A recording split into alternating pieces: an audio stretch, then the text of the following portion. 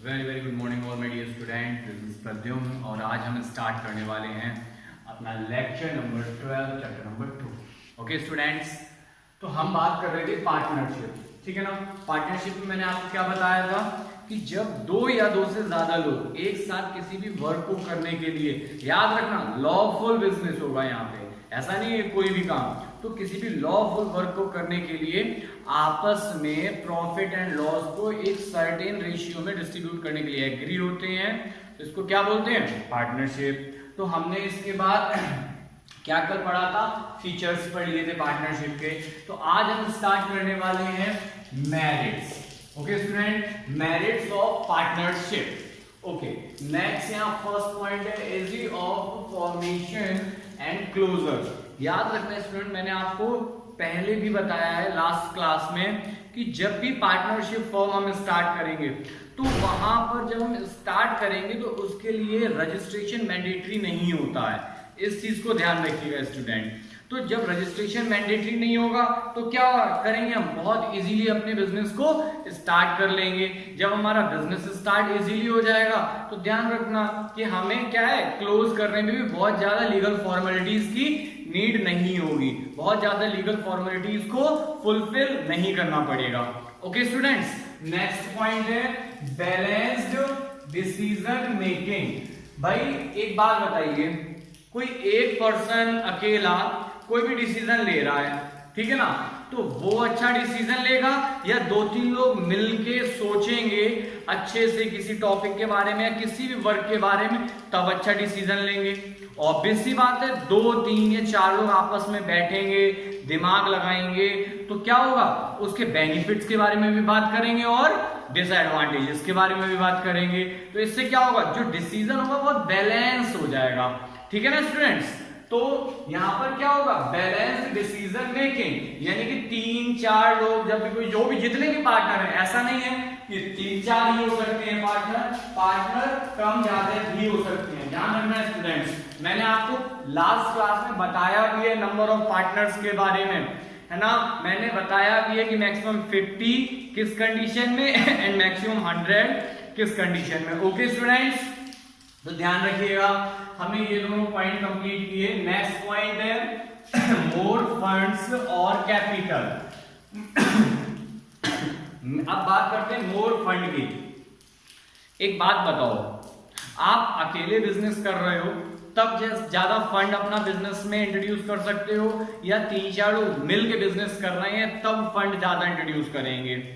Obvious सी बात है, तीन चार लोग जब बिजनेस कर रहे होंगे, भाई यही तो होगा ना, एक इंसान अपनी कैपेबिलिटी के अकॉर्डिंग ला सकता है, उसी कैपेबिलिटी के तीन चार लोग मिल जाए तो फंड ज्यादा अरेंज कर सकते हैं या बिजनेस में कैपिटल ज्यादा लगाई जा सकती है, ठीक है ना स्टूडेंट। तो यहाँ क्या होगा, अगर हम पार्टनरशिप की बात करें तो फंड और कैपिटल ज्यादा लगा सकते हैं अकॉर्डिंग टू किसके, solo proprietor in comparison of sole proprietorship and HUF। Okay students, अब इसके बाद हम बात कर रहे हैं नेक्स्ट पॉइंट, शेयरिंग और डिवीजन ऑफ रिस्क। अच्छा, मैंने एक बात थोड़ी देर पहले आपको बताई थी, क्या है, प्रॉफिट और लॉस मैंने बोला था आपको, ठीक है ना, अपने एग्रीड रेशियो में डिस्ट्रीब्यूट कर लेंगे, ठीक है ना। अब बात आई प्रॉफिट की, ठीक है, प्रॉफिट तो सब लेते हैं, लेकिन लॉस हुआ तब, लॉस क्या हुआ, यहां risk factor. Okay, means risk है तो क्या करना है, डिवीजन या शेयरिंग, आपस में बांट लो, जो भी लॉस हो रहा है आपस में डिस्ट्रीब्यूट कर लीजिए। नेक्स्ट पॉइंट है सीक्रेसी।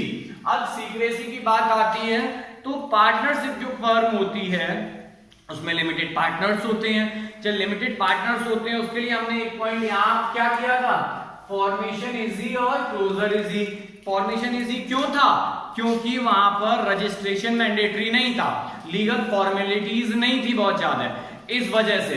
तो अब जब लीगल फॉर्मेलिटीज नहीं है तो वहां पर गवर्नमेंट किसी भी पार्टनरशिप फर्म को बाउंड नहीं करती कि आप अपने अकाउंट्स को मार्केट में इश्यू करें जाके, ठीक है ना स्टूडेंट। तो यहां पर क्या हो जाता है, तो सीक्रेसी यहां पर बहुत इजी हो जाती है मेंटेन करना अपने बिजनेस के लिए। अब हम बात करने वाले limitations of partnership, means partnership की जो लिमिटेशंस हैं वो क्या क्या है। भाई ऑब्वियस सी बात है, कुछ मेरिट्स होंगी तो कुछ डिमेरिट्स भी होंगी। भाई याद रखना स्टूडेंट, डिमेरिट्स में आप लिमिटेशंस भी लिख सकते हैं, ठीक है ना। अब लिमिटेशंस में जब हम बात करेंगे तो यहाँ पर फर्स्ट पॉइंट है अनलिमिटेड लायबिलिटी। लायबिलिटी ने आपको बताया है ऑलरेडी, लायबिलिटी क्या है कि वो ऐसी अमाउंट जो हमें अदर्स को पे करनी है।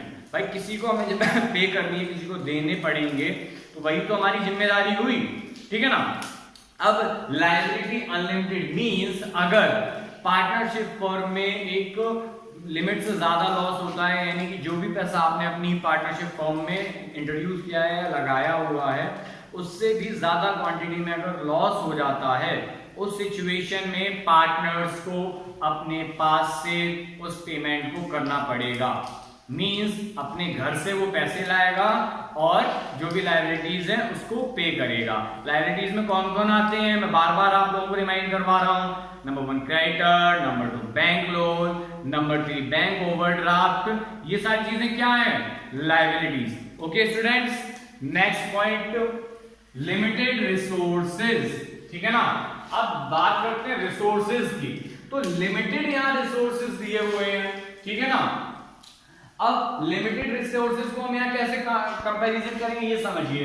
अच्छा एक चीज और आती है, यहाँ पर एक ये पॉइंट भी आया है मोर फंड और कैपिटल, ठीक है ना। और इस पॉइंट को अगर हम यहाँ से कंपैरिजन करके देखते हैं लिमिटेड रिसोर्सेज से, है ना, कि एक जगह बोल दिया है कि मोर फंड्स एंड कैपिटल और दूसरी जगह कह रहा है लिमिटेड रिसोर्सेज, तो ये कैसी बात हुई। तो ये मैटर हुआ कि भाई अगर आप सोचिए सोल प्रोप्राइटरशिप में अगर हम कंपैरिजन करते हैं तो क्या वहां से ज्यादा हम यहाँ कैपिटल इंट्रोड्यूस कर सकते हैं, हाँ सर कर सकते हैं। वहां से ज्यादा हम फंड अरेंज कर सकते हैं, हाँ सर कर सकते हैं।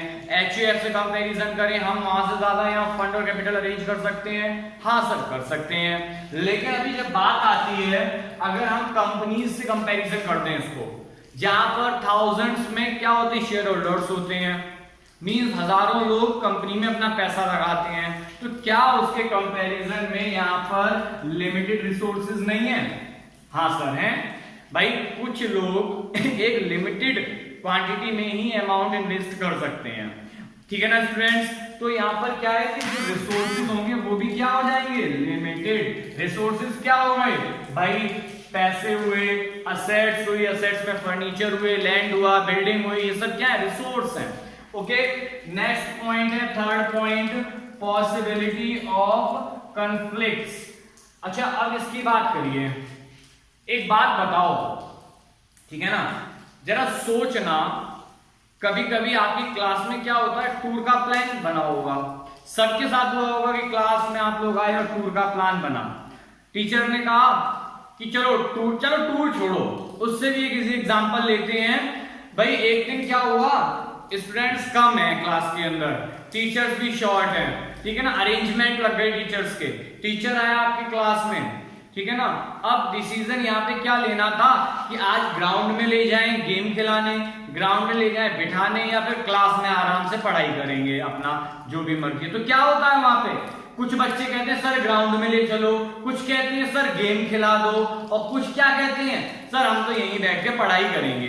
होता है ना, सेम चीज यहाँ पे है। ये क्या हुआ, कॉन्फ्लिक्ट्स मींस आपस में क्या नहीं बन रहा है स्टूडेंट्स का, एक डिसीजन नहीं बन पा रहा है कि हमें करना क्या है, ठीक है ना। तो सेम चीज पार्टनरशिप में भी होती है। भाई वहां पे भी 3-4 लोग हैं तो वहां पर भी 3, 4, 5, 10, 20, 100 कितने भी हो सकते हैं, ठीक है ना, 100 तक। तो वहां पर भी तो आपस में डिस्प्यूट हो जाते हैं। भाई कुछ ने कहा कि हम नई यूनिट स्टार्ट करेंगे, बट कुछ ने कहा नहीं, इतने पैसे क्यों वेस्ट करने, वहां पर हमारी नई यूनिट नहीं चलेगी, कुछ कहते नहीं चलेगी।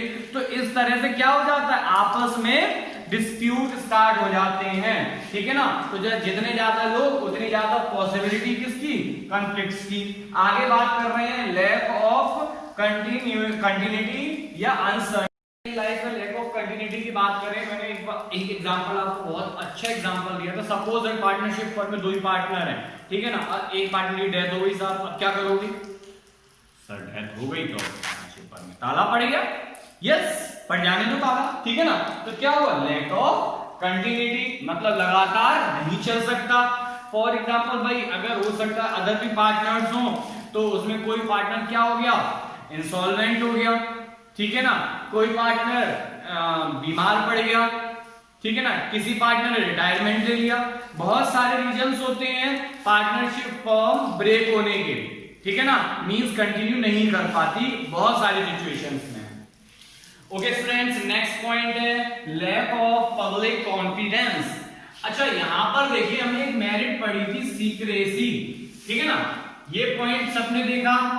एक बात बताओ, आपका फ्रेंड है, ठीक है ना, अपनी सारी बातों को आपसे सीक्रेट रखता है, आपको बताता ही नहीं है, अब क्या आप उस पर ट्रस्ट करोगे? कहोगे है सर ऐसा कैसा फ्रेंड जो अपनी बात तक मुझसे शेयर नहीं कर रहा, छुपा के रख रहा है, ठीक है ना। तो ऐसे ही पार्टनरशिप फर्म में अपने अकाउंट छुपा लिए पब्लिक से, तो क्या पब्लिक उस पर ट्रस्ट करेगी पार्टनरशिप फर्म पे? नो सर, बिल्कुल नहीं करेगी, हम भी तो नहीं करते हैं, तो पब्लिक कैसे करेगी?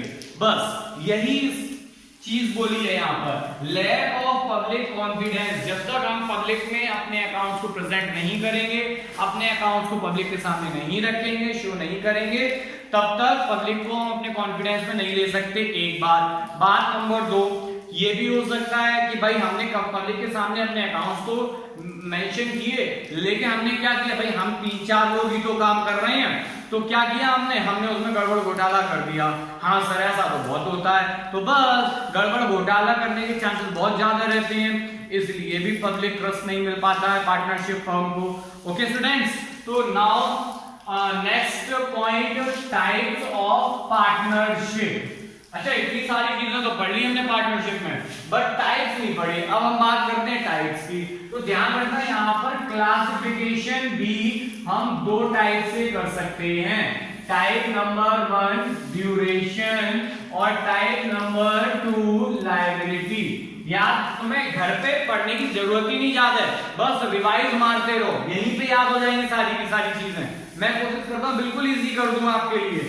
तो यहाँ पर देखो टाइप पार्टनरशिप की जब हमने बात की, तो यहाँ पर कैसे क्लासिफिकेशन करना है, ड्यूरेशन मींस टाइम पीरियड, कि हमारी जो भी पार्टनरशिप फर्म है वो कितने टाइम चलेगी, ठीक है ना।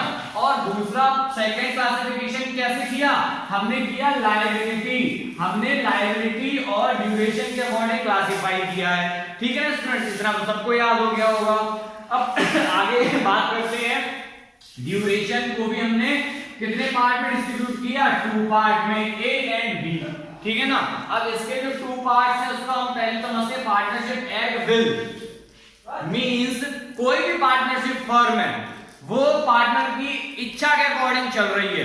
पार्टनर्स का मन है कि हम 1 साल पार्टनरशिप फर्म चलाएंगे, उसके बाद नहीं चलाते, ठीक है। 1 साल तक आपस में अच्छी बनती रही, तो 1 साल हमने अपनी मर्जी से चला ली, 1 साल बाद नहीं बनी हमने बंद कर दिया, है ना। बहुत सारी चीजें, जैसे एक एग्जांपल देता हूं, अभी देखो रक्षाबंधन निकल के गया, रक्षाबंधन पे क्या हुआ कि हमने आपस में पार्टनरशिप की कि भाई अपन 4 फ्रेंड हैं और 4 के चारों राखी बनाने में एक्सपर्ट है, एक से एक बढ़िया राखी बनाते हैं, चलो एक काम करते हैं, रक्षाबंधन के लिए राखी शुरू कर दी बनाना, ठीक है। राखी बना रहे हैं, हर साल बना रहे हैं, लेकिन हुआ क्या, कुछ सालों बाद आपस में डिस्प्यूट हो गया, तो हमने कहा चलो ठीक है, अब तक बढ़िया बन रही थी, चलाई हमने, अब नहीं बन रही, बंद कर दो। सबने सबकी इच्छा हुई बंद कर दो, ताला डाल दो, डाल दिया ताला, ये क्या हुआ, पार्टनरशिप एट विल।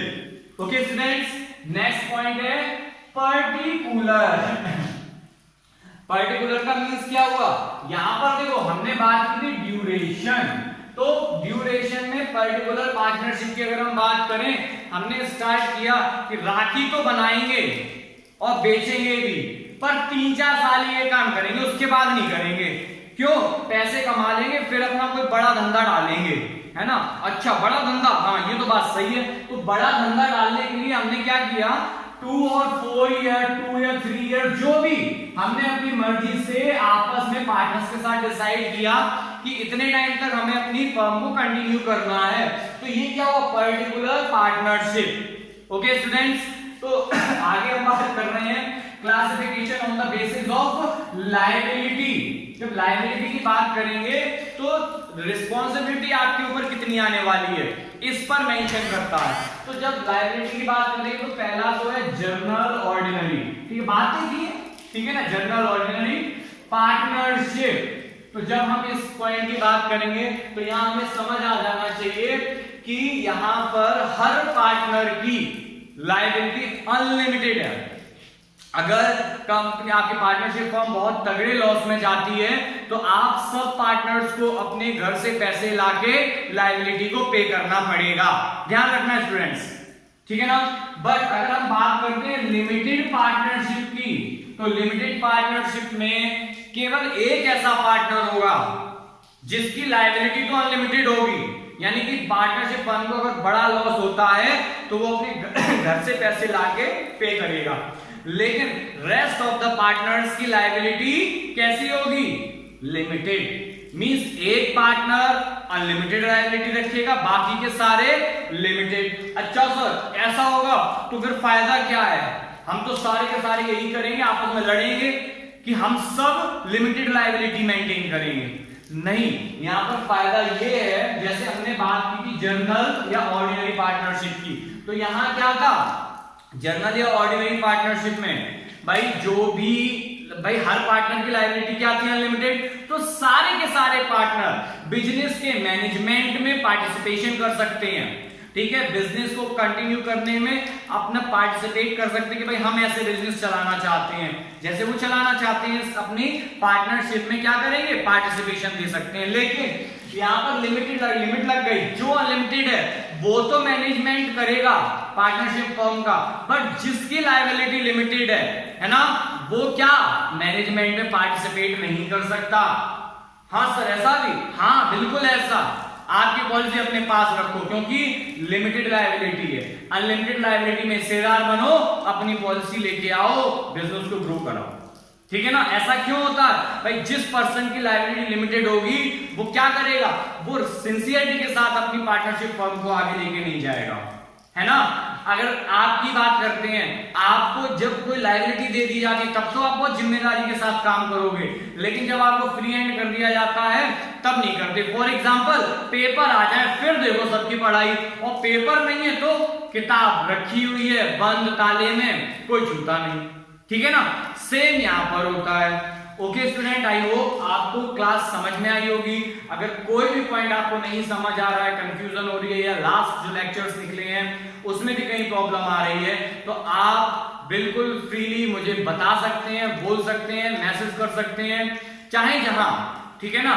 लेकिन पढ़ाई करें और नोट्स प्रॉपर बनाएं। Thank you students, have a nice day.